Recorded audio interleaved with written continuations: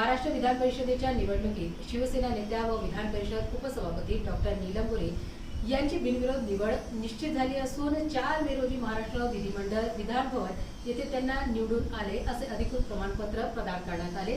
याबाबत त्यांनी पक्षातर्फे त्यांच्यावर दाखविलेल्या विश्वासाबद्दल मनपूर्वक आभारी असून त्या विश्वासाला न्याय देण्यासाठी कार्य करत राहील असे आश्वस्त केले।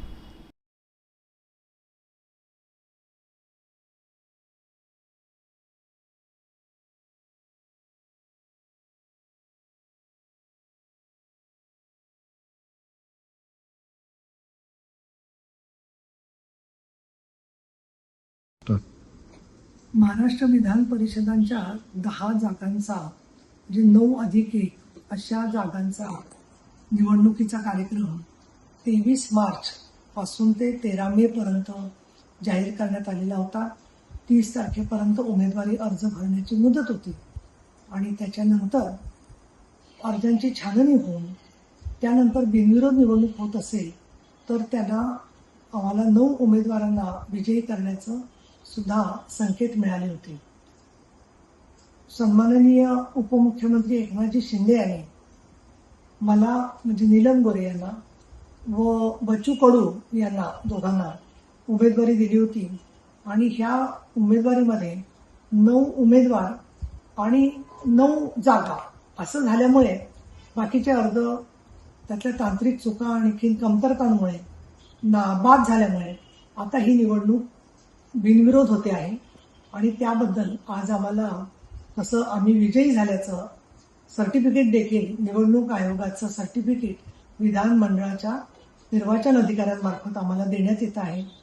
सन्माननीय उपमुख्यमंत्री आमचे मुख्य नेते एकनाथजी शिंदे यांनी हिंदू हृदय सम्राट शिवसेना प्रमुख बाळासाहेब ठाकरे आणि धर्मवीर आनंदजी दिघे यांचा वारसा ते पुढे नेत आहेत आणि अशा नेत्यांनी या स्वरूपाचं जनतेसाठी सातत्याने झटणाऱ्या नेतृत्वाने मला विधान परिषदेची उमेदवारी दिली आणि आज मला बिनविरोध निवडून येण्याची संधी मिळते।